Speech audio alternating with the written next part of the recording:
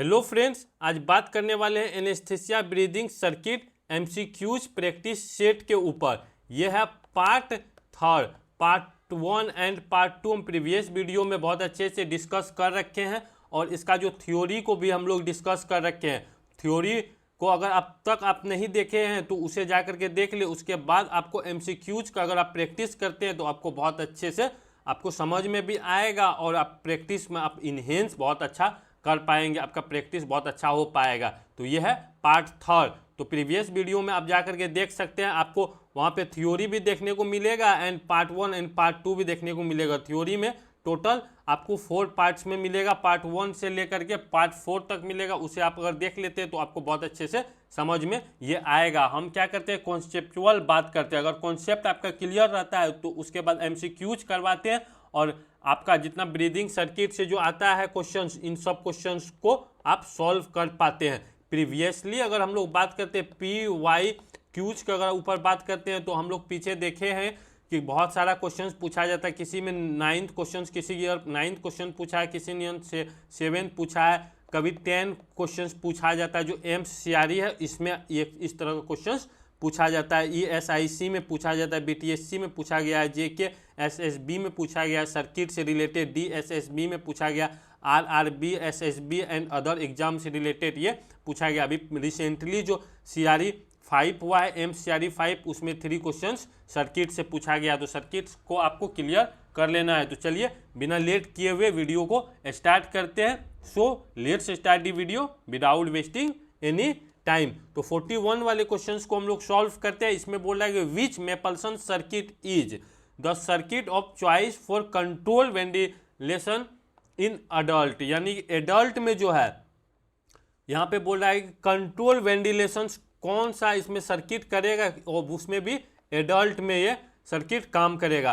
तो आपको आप यहाँ पर सर्किट को चूज करना है। मेपल्सन के बारे में बात कर रहे हैं। आप लोग जान रहे हैं मेपल्सन कितने टाइप का होता है, बोलिएगा कि 6 टाइप का होता है। पहले 5 हुआ था, उसके बाद एक और ऐड करा गया ऐप को, तो हो गया 6 टाइप का सर्किट हो गया। तो इसमें कंट्रोल वेंटिलेशंस भी आपको देखना है, उसके बाद अडल्ट में भी यूज करना है। अगर ए में आप देखते हैं तो ए में इसमें बोल रहा है कि मेपल्सन ए है। मेपल्सन का अगर आप लोग मॉडिफाइड करते हैं तो बोलिएगा इसका मैगिल होता है, मैगिल सर्किट होता है। मैगिल सर्किट क्या करता है, स्पॉन्टेनियस के लिए बहुत अच्छा है। फर्स्ट चॉइस ऑफ स्पॉन्टेनियस के लिए हम लोग यूज करते हैं। मेपल्सन जो बी है इसका बहुत कम क्लिनिकली क्या होता है, तो इसका क्लिनिकली बहुत कम यूज होता है। सी को क्या बोलते हैं, तो वाटर सर्किट बोलते हैं, इसका भी बहुत कम यूज होता है। डी जो होता है, डी को ही हम लोग क्या बोलते हैं, तो बोलिएगा इसको क्या बोलते हैं, तो बोलिएगा कि बेन, इसको बेन सर्किट बोलते हैं। यही इसका क्या होगा, सही आंसर हो जाएगा। इसका जो डी है, डी आपको सही आंसर इसका हो जाएगा डी का ही हम लोग यूज करते हैं। किसमें, तो कंट्रोल वेंटिलेशन में करते हैं, उसके बाद किसमें, अडल्ट में करते हैं। ये आपको ये क्लियर हो गया होगा। तो चलिए आगे हम लोग बढ़ते हैं। 42 में देखते हैं। आपको पता है कि हम हर एक पार्ट्स में कितना क्वेश्चंस को सॉल्व करते हैं, 20 क्वेश्चंस को सॉल्व करते हैं। इस सेट में टोटल 100 क्वेश्चंस है। 100 क्वेश्चंस को हम लोग देखने वाले हैं, पूरा इसको सॉल्व करने वाले हैं। तो चलिए इसमें बोल रहा है कि which Mapleson circuit is the second best for spontaneous ventilation in adult. यानी कि बोला सेकेंड, यहाँ पे बोल दिया है, फर्स्ट चॉइस नहीं, सेकेंड चॉइस और best spontaneous ventilation. Spontaneous ventilation के लिए आप लोग पढ़ रखे हैं कि स्पॉन्टेनियस जो खुद से सांस ले रहा उसमें हम लोग सर्किट का यूज करेंगे। तो आपको पता है कि फर्स्ट का अगर यहाँ पर फर्स्ट अगर बात बोलता है तो यहाँ पर फर्स्ट अगर बोलता है तो फर्स्ट आप तुरंत बता देते हैं कि इसमें क्या होता है। तो बोलते कि यहाँ पर मैगिल सर्किट हो जाता है। क्या होता है, तो मैगिल, यहाँ पर मैगिल सर्किट हो जाता है, जिसका ए का मॉडिफाइड क्या है, तो मैगिल है, मैगिल हो जाता है। फर्स्ट अगर चॉइस बोलता है स्पॉन्टेनियस के लिए। सेकेंड चॉइस जैसे ये बोला है तो यहाँ पर इसमें फिर क्या हो जाएगा, तो मेपल्सन डी हो जाएगा। ये इसी किसका मॉडिफाइड है, तो मेपल्सन डी का मॉडिफाइड क्या है, तो बोलिएगा कि इसका बेन सर्किट है। ये आपको समझ में आ रहा है कि नहीं आ रहा है, ये बहुत इंपॉर्टेंट क्वेश्चन है। इस तरह से क्वेश्चंस को क्या करता है, टोड़ा मरोड़ा जाता है। इसीलिए हम 100 आपको प्रैक्टिस करवा देंगे सिर्फ सर्किट से, तो आपको क्वेश्चन छूटेगा नहीं। और इसी तरह से नेक्स्ट जो और क्वेश्चन पूछा जाता है, जैसे कि ईसीजी से पूछा जाता है, ईसीजी का भी हम लोग लाने वाले हैं। उसके बाद आपका कैप्नोग्राफी, अगर आप PYQs देखते होंगे तो कैप्नोग्राफी से भी आप लोग देख रहे होंगे क्वेश्चंस पूछा जाता है। तो उस पर भी हम लोग पहले थ्योरी करेंगे, थ्योरी के बाद आपको फिर इसका प्रैक्टिस हम लोग करवाएंगे, एमसीक्यूज का प्रैक्टिस करवाएंगे। तो चलिए ये आपको समझ में आ गया कि इसका सही आंसर क्या होगा, बोलिएगा। इसका सही आंसर हो जाएगा डी, इसका सही आंसर हो जाएगा। यानी कि स्पॉन्टेनियस का जब भी बात करेगा, स्पॉन्टेनियस, इसमें भी सेकेंड बेस्ट चॉइस यहाँ पर बोल दिया गया है। तो सेकेंड हम लोग यूज करेंगे तो वह होगा क्या, मेपल्सन होगा। अगर हम लोग वेंटिलेशन करने के लिए वेंटिलेट करते हैं, यहाँ पर कंट्रोल वेंटिलेशन करते हैं, तो उस टाइम में हम लोग इसका क्या यूज करते हैं, तो इसका यूज करते हम लोग ए का यूज कर लेते, इसका यूज करते। चलिए ये आपको समझ में आगे जब हम लोग इसका पहले यूज करते। चलिए आगे हम लोग बढ़ते हैं। फर्स्ट अगर बोलते हैं ये हो जाता है मेपल्सन में, हो जाता है कि आप जो कंट्रोल वेंटिलेशन करते हैं तो उसमें मेपल्सन डी का हम लोग यूज करते हैं। अगर स्पॉन्टेनियस वेंटिलेशन होता है तो उसमें सेकेंड चॉइस हम लोग रखते हैं इसका, मेपल्सन का, डी का। चलिए ये क्लियर हो गया। आगे हम लोग 43 में बात करते हैं, which Mapleson circuit are not much in clinical use, यानी कि जो क्लिनिकली जो यूज करते हैं वह क्लिनिकली आपको ये क्या है, परफेक्ट नहीं है मेपल्सन का। इसमें से कौन सा सर्किट है जो आपको परफेक्ट नहीं है, तो ए एंड डी बोलिएगा। तो ये तो हम लोग यूज करते हैं, क्लिनिकली यूज करते हैं ए और डी का, तो सबसे ज़्यादा डी का ही हॉस्पिटल में यूज होता है। अगर हॉस्पिटल में वर्किंग मोड में रहे होंगे तो आप लोग देख रहे होंगे कि मेपल्सन जो इसका डी है, जो बेन सर्किट हम लोग बोलते हैं, हर एक क्रिटिकल डिपार्टमेंट में, हर एक ओटी में आपको बेन सर्किट देखने को मिल रहा होगा। चलिए अगर वर्क स्टेशन है फिर भी हम लोग बैकअप के लिए क्या रखते हैं, तो बेन सर्किट को अवेलेबल रखते हैं। बी एंड सी का अगर जहाँ तक बात कीजिएगा तो यही आपको क्या हो सकता है, इसका बहुत कम होता है, नॉट यूज इन क्लिनिकली, यानी इसका क्लिनिकली सिग्निफिकेंस इसका क्या है, यूज नहीं होता है। इसीलिए इसका सही आंसर आप अगर बोलेंगे 43 का तो क्या हो जाएगा, तो इसका बी हो जाएगा, बी आपका ये हो जाएगा। चलिए आगे हम लोग बढ़ते हैं 44 में अगर बात करते हैं तो फॉर अडल्ट स्पॉन्टेनियस वेंटिलेशन बोल रहा है। फॉर अडल्ट के लिए हम लोग क्या करेंगे, स्पॉन्टेनियस वेंटिलेशन इसमें कर रहे हैं, पेशेंट खुद से ले रहा है, सिर्फ उसको हम लोग ऑक्सीजन का सपोर्ट देंगे। द मोस्ट एफिशिएंट मेपल्सन सर्किट, यानी कि अगर स्पॉन्टेनियस के लिए हम लोग यूज करेंगे तो सबसे बेहतरीन और एफिशिएंट कौन होगा, तो आप तुरंत इसमें आपको समझ में आना चाहिए कि इसका क्या होगा, ए होगा, जिसको हम लोग क्या बोलते थे, मैगिल बोलते हैं, मैगिल सर्किट बोलते हैं, वह हो जाएगा। चलिए यह भी आपको समझ में आ रहा होगा। आपको क्वेश्चंस के अकॉर्डिंग इसका आंसर हमेशा करना है, क्वेश्चंस का अकॉर्डिंग क्या करना है, तो आंसर करना है, ये आपको हमेशा याद रखना है। आपको इस तरह क्वेश्चन एमसीआरई में बहुत देखने को मिल रहा होगा। अगर हमारे चैनल पर आप लोग ज़्यादा दिन से होंगे, पीवाई क्यूज अगर देखे होंगे तो पीवाई क्यूज हम लोग बहुत अच्छे से सॉल्व किए हैं, तो उसमें आपको देखने को मिल रहा होगा एमसीआरई में इस तरह क्वेश्चन बहुत बार पूछा गया है। ESIC का भी रिसेंटली दिसंबर में इसका आने वाला है, या 2027 का फर्स्ट मंथ में भी आ सकता है ESIC। तो ये हो गया आपका BTSC भी आ सकता है, JKSSB अभी आ चुका है, आपके लिए ये बहुत इंपॉर्टेंट है। DSSB भी आ सकता है, RRB, SSB, ये सब आपको हो सकता है। अदर जो भी एग्जाम होता है गवर्नमेंट का, जो उसमें आपको ये बहुत हेल्प करने वाला है। तो चलिए आगे बढ़ते हैं। 45 में अगर जाते हैं तो बोल रहे हैं विच circuit is considers the roast for adult spontaneous ventilation, यानी कि क्या करता है वो, यहाँ पर रोस्ट रहता है स्पॉन्टेनियस वेंटिलेशन के लिए। तो यानी कि इसका मतलब क्या होता है, रोस्ट का मतलब आप लोग जान रहे हैं कि जो सबसे खराब होगा, यानी जो आपका खराब मान लीजिए या घटिया बोल सकते हैं, या वह उतना यूजेबल नहीं होता, अनयूजुअल रहता है, वह इसमें से कौन होगा, वह आपसे पूछा जा रहा है। तो आप इसमें से क्या बतलाइएगा, बोलिएगा बी एंड सी आप पढ़ा रखेंगे। इसका क्लिनिकल क्या होता है, हमारा यूज ही नहीं होता है, इसका क्या कहते हैं, क्लिनिकली नहीं का यूज होता है। तो इसीलिए इसका आंसर क्या हो जाएगा, तो सी इसका आंसर हो जाएगा। एकदम इजी क्वेश्चन है, इसमें कहीं आपको दिक्कत नहीं होगा। ये थोड़ा सा आपको इसमें ऑर्डर पे है तो इसमें आपको दिक्कत हो सकता है। 46 में क्या बोल रहा है कि the order of efficiency for adult spontaneous ventilation, यानी एफिशिएंट कौन सा रहेगा अडल्ट वेंटिलेशन के लिए। ये जो आप देख रहे हैं ऑर्डर में ये सीरीज में रखा हुआ है, तो आपको बतलाना है कि इसमें से ए होगा, बी होगा, सी होगा, डी होगा। यहाँ पर लेकिन बोल दिया है कि स्पॉन्टेनियस वेंटिलेशन के लिए। आप लोग जान रहे हैं कि स्पॉन्टेनियस वेंटिलेशन के लिए हमारा फर्स्ट चॉइस क्या होता है, तो बोलिएगा फर्स्ट चॉइस बोले हैं सर कि ए जो होता है, ए होता है। अब बता रखे हैं कि मैगिल सर्किट जो होता है वही होता है। तो इसमें से पहला आपका ए, उसके बाद डी, तो यहाँ पर खत्म हो जाएगा, बच गया। यहाँ पर आपको पहला ऑप्शन ए देखने को मिल रहा है, तो हम लोग पहला यूज किसका करेंगे, ए का करेंगे। अगर ए नहीं रहता है तब जाएंगे हम किसके पास, तो बोलिएगा ए जब नहीं रहता है आप बोलते हैं कि सेकेंड जो चॉइस इसका होता है, सेकेंड चॉइस जो होता है, सेकेंड चॉइस का अगर बात कीजिएगा तो वह होता है, आप बोलते हैं हमेशा कि क्या होता है, तो अगर स्पॉन्टेनियस के लिए भी हम लोग यूज करते हैं। अगर हमारे पास क्या है कि मैगिल अगर नहीं रहेगा तो हम तुरंत वहाँ पर क्या करते हैं, बेन सर्किट जो है उससे भी स्पॉन्टेनियस ब्रीदिंग हम लोग करवाते हैं, उसका कंट्रोल कर लेते हैं, तो वह होगा। तो सेकेंड में क्या होगा, तो बोलिएगा कि इसका डी होगा, तो डी यानी कि बी वाला क्या है, सही है, यहाँ पर सी भी गलत हो जाएगा। इसका सही आंसर क्या हो गया, तो बी इसका सही आंसर हो गया। इस तरह से अगर आप लोग एग्जाम में भी अगर करते हैं तो आपको बहुत अच्छे से क्लियर होगा। कॉन्सेप्ट पे हमेशा आप लोग ध्यान दीजिए, कॉन्सेप्ट के अकॉर्डिंग ही हमेशा काम कीजिए। कॉन्सेप्ट अगर आपका क्लियर रहेगा तो क्वेश्चंस कैसे भी पूछ ले उसको आप सॉल्व करने की एबिलिटी आपके अंदर आ सकता है। चलिए, ये अब तक आपको समझ में आ गया होगा कि इसका कितना होगा, 46 का तो बी होगा, ये क्लियर हो गया। चलिए अब चलते हैं आगे, 47 में बात करते हैं। Which statements regarding Bain circuit is correct, यानी कि बेन सर्किट के रिगार्डिंग हमको देखना है कि इसमें से जो स्टेटमेंट है वह करेक्ट है या नहीं है। तो बेन सर्किट के बारे में आप लोग पढ़ रखे हैं, बेन सर्किट को बहुत अच्छे से आप लोग पढ़ रखे हैं। तो बोलिएगा कि सर आप जो थ्योरी आप लोग बता रहे हैं, थ्योरी का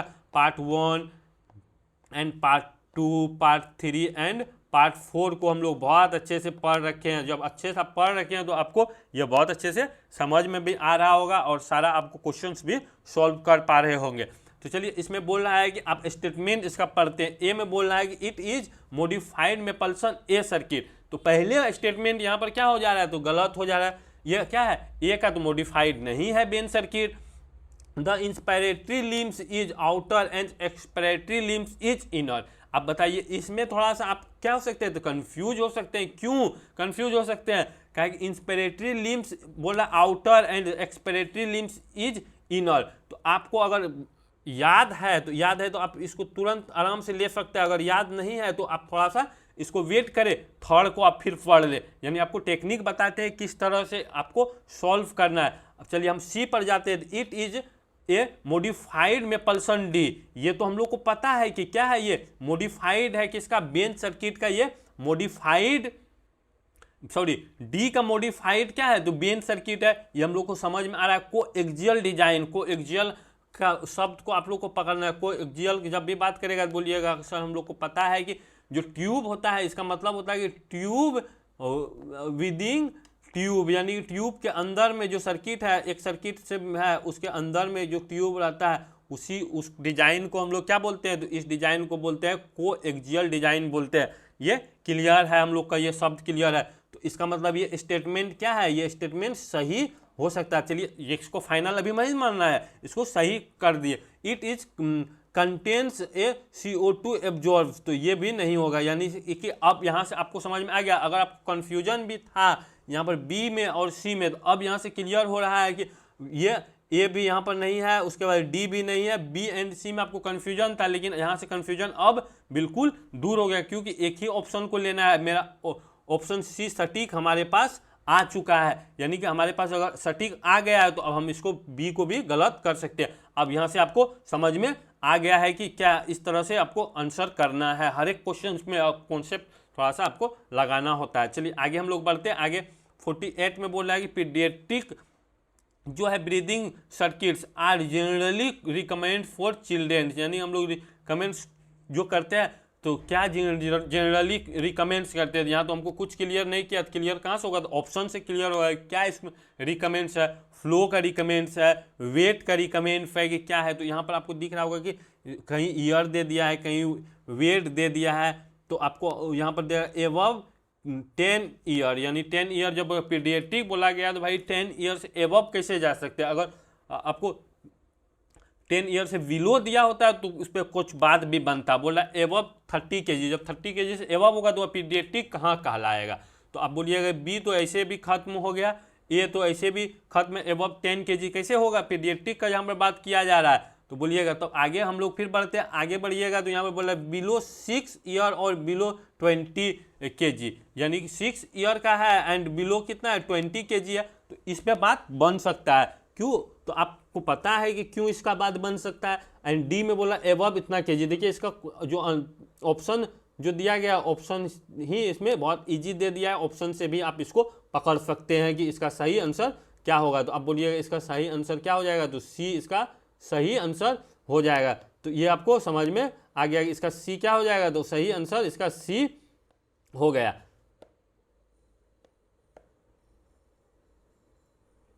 तो चलिए सी आपको क्लियर हो गया कि सी इसका क्या होगा? तो इसका सही आंसर सी हो गया। अब आगे हम लोग बढ़ते हैं। ये आपको समझ में बहुत अच्छे से आ रहा होगा। अगर वीडियो आपको बहुत अच्छे से समझ में आ रहा होगा तो हमारे वीडियो को लाइक एंड चैनल को सब्सक्राइब जरूर कर दीजिएगा, साथ ही बेल आइकन को भी प्रेस कर दीजिएगा, इससे कि जो भी वीडियो हम अपलोड करें वे आपके पास सबसे पहले पहुंच सके। एंड इसका अगर आप पीडीएफ लेना चाहते हैं, ये पूरा सेट का अगर आप पीडीएफ लेना चाहते हैं तो हमारे टेलीग्राम से आप जुड़ करके इसका सेट भी आप कलेक्ट कर सकते हैं और प्रैक्टिस भी कर सकते हैं। चलिए 49 में बात करते हैं। Why are adult breathing circuit unsuitable for small children, यानी कि यहाँ पर बोल रहा है कि जो हमारा अडल्ट का जो ब्रीदिंग सर्किट है वो क्यों नहीं सूटेबल है, किसके लिए? स्मॉल चाइल्ड के लिए, यानी पीडियाट्रिक के लिए ये सूटेबल क्यों नहीं है, वह आपको इसमें बतलाना है। तो आप बता दीजिए कि इसका क्या होगा, क्या होने वाला है। तो बताइए इसका कमेंट बॉक्स में, आप इसे जरूर बतलाइए, फट से बतलाइए। तो ए में यहाँ पे बोल रहा है कि ए में दे हैव लो ह्यूमिडिटी, यानी कि यह बोल रहा है कि they have low humidity, humidity low से इसमें क्या इसका पड़ रहा है? तो बोलिएगा इसका कुछ फर्क नहीं पड़ रहा। They have high pressure and high resistant, ये हो सकता है, यानी कि जो हमारा अगर एडल्ट का अगर कोई प्रेफर जा रहा है, एडल्ट जो ब्रीदिंग कर रहा है उसका जो प्रेफर जाएगा, उसका लंग का जो टाइडल, जो इसका टाइडल वॉल्यूम रहेगा वो चाइल्ड का तो नहीं रहेगा, चाइल्ड का कम रहता है टाइडल वॉल्यूम, और हम जो एडल्ट है उसका ज़्यादा रहता है टाइडल वॉल्यूम। ये तो क्लियर है। तो इसका बात ये बन सकता है, इसका ये क्या होगा, ये हो सकता है। चलिए आगे बढ़ते हैं। दे कंटेन CO2 एब्जॉर्ब, यहाँ पर जो है CO2 absorb small childrens breathing, ये इससे कोई रिलेट नहीं करता, तो बोलिएगा ये भी नहीं होगा। They have excessive dead space only, यानी कि डेड स्पेस के बारे में तो हम लोग जान रहे हैं, डेड स्पेस कहाँ पर होता है? तो बोलिएगा लंग में होता है, लेकिन डेड स्पेस और इससे हो सकता है ताल्लुक, लेकिन इसमें हमसे इससे अच्छा बेस्ट ऑप्शन हमको बी में दिख रहा है, यानी कि 49 में हमको बी में दिख रहा है कि दे हैव हाई प्रेफर, यानी हाई प्रेफर के कारण, हाई रेसिस्टेंस के कारण क्या होगा कि चाइल्ड में हम लोग यूज नहीं करते हैं, जो हमारा अडल्ट का जो सर्किट है वो हम लोग चाइल्ड में यूज नहीं करते हैं। ये आपको समझ में आ गया कि ये होगा, इसका सही आंसर क्या होगा? तो बी इसका सही आंसर हो जाएगा। चलिए आगे हम लोग बढ़ते हैं। ये आपको समझ में आ गया कि नहीं आया? बोलिएगा हाँ बहुत अच्छा से समझ में आया। अगर समझ में आ रहा होगा तो अपने दोस्तों के साथ इसे जरूर शेयर कीजिएगा, हमारे कमेंट बॉक्स में आप जरूर बताते रहिए। चलिए 50 में आप लोग बात करते हैं। 50 में बोल रहा है कि Mapleson E circuit is also known as, E का जब बात करेगा तो आप लोग जान रहे हैं कि ए था, बी था, सी था, डी था, ई था, उसके बाद एफ था। सबसे पहले मेपल्सन जो किए थे तो वह यहाँ तक ई तक किए थे, जिसमें कि ए आपको स्पॉन्टेनियस के लिए बेस्ट है, डी क्या है तो कंट्रोल वेंटिलेशंस के लिए है, उसके बाद ई जो था ई पेडियाट्रिक के लिए बनाया था, ये भी स्पॉन्टेनियस के लिए था, लेकिन उसमें ऐड क्या किया विलिस जो है यहाँ पर विलिस क्या क्या ऐड कर दिया ऐप को, जब ऐप को ऐड कर दिया तो ये परफेक्ट ऐप क्या हुआ, जिस तरह से ए से अच्छा हम लोग डी का काम करते हैं उसी तरह ई से अच्छा ऐप काम करने लगा। तो इसीलिए आप यहाँ पर इसको हम लोग क्या बोलेंगे, बोलिएगा आयरिश टी पीस इसको बोलते हैं, यानी इसका सही आंसर क्या होगा? तो 50 का सही आंसर सी हो जाएगा। आप हमेशा एक हम बताते हैं ना कि आप पेन लेकर के, पेन कलम लेकर के, कॉपी लेकर के आप हमेशा ट्राई कीजिए कि 20 में से आप कितना आंसर कर पा रहे हैं, वो हमारे कमेंट बॉक्स में आप हमें बताएं कि आप कितना इसमें स्कोर कर पा रहे हैं, आपका तैयारी अब तक कहाँ तक पहुँच पाया है, तो ये आपको बताते हुए रहना है। चलिए 50 हो गया, इसका सी होगा।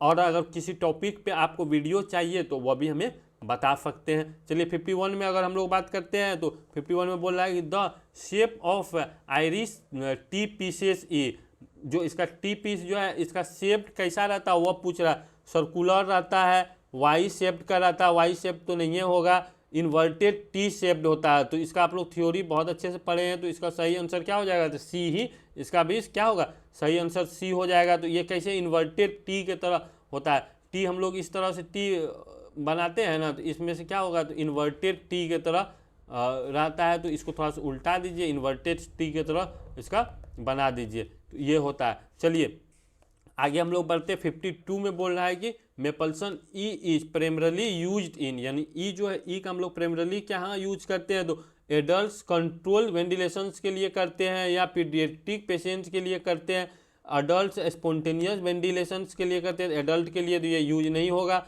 आईसीयू सर्कल सिस्टम के लिए यूज करते हैं। सर्कल सिस्टम तो हमारा वर्क स्टेशन में जो लगा हुआ रहता है वो सर्कल सिस्टम है। यहाँ पीडियाट्रिक पेशेंट, यहाँ पर अडल्ट, यहाँ भी अडल्ट दे दिया है, इसीलिए इसका 52 का क्या हो जाएगा, तो इसका बी हो जाएगा। इसका सही आंसर क्या होगा, तो बोलिएगा इसका सही आंसर बी हो जाएगा।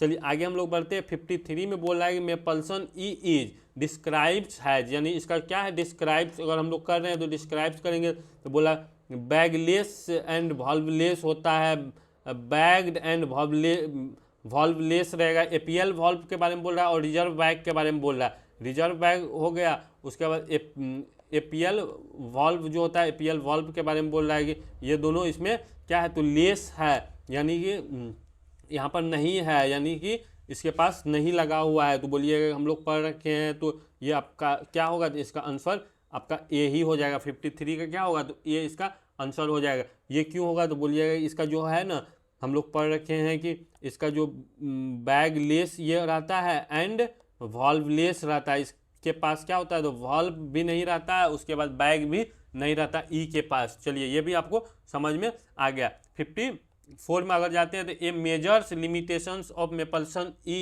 इज दैट इट, यानी कि जो इसका मेजर जो लिमिटेशन है, ये बहुत बड़ा क्या है इसका लिमिटेशन हुआ, चलिए जानते। Can not provides oxygen, oxygen तो भाई प्रोवाइड, जो हम सर्किट लगा रहे हैं तो ये क्या करेगा, ऑक्सीजन को ही ना प्रोवाइड करने के लिए लगाए हैं, तो ये इसका आंसर नहीं होगा। कैन नॉट एब्जॉर्ब CO2, यानी कि यहाँ पर बोला है कैन नॉट CO2 एब्जॉर्ब, तो ये चल सकता है, ये CO2 को एब्जॉर्ब नहीं करता है। Does not provides a useful assessment of tidal volume, ये सबसे परफेक्ट इसका आंसर सी हो जाएगा, यानी कि इसका बी भी हम क्या करेंगे, अब इसको नहीं करेंगे। एक्सेसिव सर्किट्स रेसिस्टेंस, ये भी हम नहीं देंगे। इससे परफेक्ट हमारे पास आंसर आ चुका है। इसका परफेक्ट आंसर अगर हम लोग देखते हैं तो इसका परफेक्ट आंसर आपके पास यहाँ पर अवेलेबल है। बोलिएगा इसका कैसे होगा, does not provides a useful assessment of tidal volume, ये कैसे हो गया, तो ये इस तरह से हुआ कि आप जानिए कि अभी क्या जाने हैं, तो बोलिएगा आप बोले हैं कि इसका क्या होता है, तो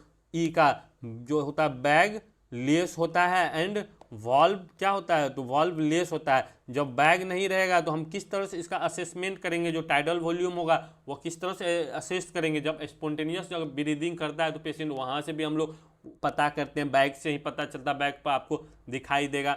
या हम लोग ये भी करते हैं कि उसका लिमिटेशंस जो होता है प्रोवाइड जो करता है, असेस करने वाले काम करते हैं। जो इसका टाइडल वॉल्यूम होता है वो अभी वहाँ से हम लोग करते हैं, कितना इसको स्क्वाइज करे कि अंदर पेशेंट्स का पॉजिटिव प्रेफर्स लंग में बनाएगा, तो वह इसमें प्रॉपर नहीं होगा, इसीलिए इसका बेस्ट आंसर क्या होगा, तो सी हो जाएगा। तो चलिए 55 में बात करते हैं। मेपल्सन ई कैन बी यूज्ड फॉर, यानी कि जो मेपल्सन ई है इसका यूज हम लोग कहाँ करते हैं, तो control ventilation only, spontaneous ventilation. Control ventilation जब आएगा तो कंट्रोल ऐप बहुत अच्छा करता है, ये याद रखिएगा। बोथ स्पॉन्टेनियस एंड कंट्रोल आ रहा है। अडल्ट कंट्रोल वेंटिलेशन ये तो नहीं है, आपको होगा। अब बचा है बी एंड सी, यहाँ पर बचा है बी एंड सी में अगर आप बात करते हैं बी इसका होगा क्या कि स्पॉन्टेनियस वेंटिलेशन। अगर ई वाला ऑप्शन आपका नहीं रहता है ना, बी का ऑप्शन अगर नहीं रहता तब जाकर के हम लोग सी को जा सकते थे। तो यहाँ पर बी ऑप्शन है तो बी इसका सही होगा, यानी कि ये बहुत अच्छा काम किसके लिए करता है, तो बोलिएगा कि स्पॉन्टेनियस वेंटिलेशन के लिए ही सिर्फ ये काम करता है, क्योंकि इसके पास नहीं बैग है, नहीं बैग आपको देखने को मिलेगा, नहीं इसके पास क्या है, तो एपीएल वॉल्व है, तो इसीलिए हम लोग यूज क्या करते हैं, तो इसका स्पॉन्टेनियस के लिए ही सिर्फ यूज करते हैं। जिस तरह से हडसन मास्क काम करता है ना, मान के चलिए एज वेल एज उसी तरह से ये काम करता है, लेकिन ये प्रॉपर सील करके पहुंचाने का काम करता है। चलिए ये भी आपको समझ में आ गया, लेकिन इसका क्लिनिकली यूज नहीं होता है। चलिए 56 में हम लोग देखते हैं। 56 में बोल रहा है कि Mapleson E can not be use for, यानी किसके लिए यूज नहीं करते हम लोग, पीडियाट्रिक एनेस्थेसिया के लिए, स्पॉन्टेनियस वेंटिलेशन के, कंट्रोल वेंटिलेशन से, ऑक्सीजन एडमिनिस्ट्रेशन के लिए। ऑक्सीजन एडमिनिस्ट्रेशन के लिए यूज करते हैं हम लोग पीडियाट्रिक एनेस्थेसिया जो है। यहाँ पर आप अगर यहाँ पर देखिएगा 56 में, तो बोलिएगा कि इसका क्या हम लोग नहीं यूज करते हैं पीडियाट्रिक एनेस्थेसिया के लिए, हम लोग यूज कर सकते हैं स्पॉन्टेनियस वेंटिलेशन के लिए कर भी करते हैं, इसका सिर्फ कंट्रोल वेंटिलेशन के लिए हम लोग यूज नहीं करते। इसमें जो एनेस्थेसिया लगा दिया गया है ये भी आपको थोड़ा डाउट पर ले करके जा सकता है, लेकिन इसका आंसर आप सी फिलहाल मान सकते हैं। इसका जो यहाँ पर एनेस्थेसिया का मतलब हुआ कि अगर आप कंट्रोल वेंटिलेशन लिखा हुआ होता तो ये नहीं होता, एनेस्थेसिया दिया है इसीलिए इसका हम लोग क्या कर रहे हैं, इसको सही मान भी लेते हैं। तो चलिए इसका लेकिन सी आपको परफेक्ट, इसका आंसर सी होगा।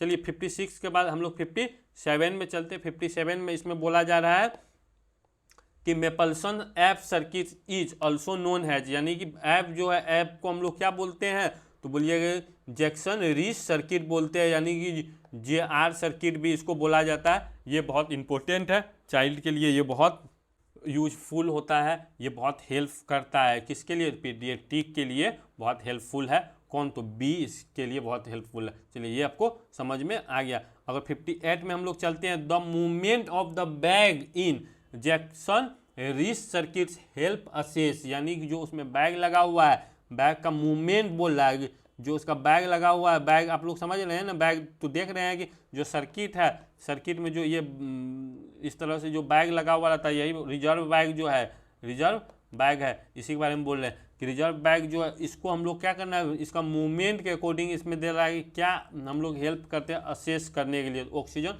कॉन्सेंट्रेशन के लिए करते हैं कि circuit prefers only tidal volume during spontaneous ventilation, यानी इसका क्या करने के लिए हम लोग यूज करते हैं, बोलिए कि मेन इसका जो सही आंसर होगा वह सही आंसर इसका हो जाएगा सी। बैग का जो मूवमेंट करते हैं वो प्रोवाइड्स क्या करता है, विजुअल हम लोग परसेप्शन रहता है ऑफ टाइडल वॉल्यूम, यानी टाइडल वॉल्यूम को हम लोग क्या करते हैं विजुअली वहाँ पर देखते हैं कि कितना ये टाइडल वॉल्यूम ले पा रहा है या नहीं ले पा रहा है। तो इसका सही आंसर आपको अब समझ में आ गया कि इसका सही आंसर क्या होगा, तो बोलिएगा इसका सही आंसर सी हो जाएगा। इसका सही आंसर हो गया सी। चलिए ये भी आपको क्लियर हो गया। अब 59 में हम लोग देखते हैं, during control ventilation with Jackson Rees circuit ventilation is produced by, यानी अब इसका देखना है कि बोला है कंट्रोल वेंटिलेशन है ड्यूरिंग, यानी कि कंट्रोल वेंटिलेशन पे पेशेंट है अभी फिलहाल, Jackson Rees circuit ventilation is produced by, यानी कि यहाँ पर प्रोड्यूस क्या करेगा, बोलिएगा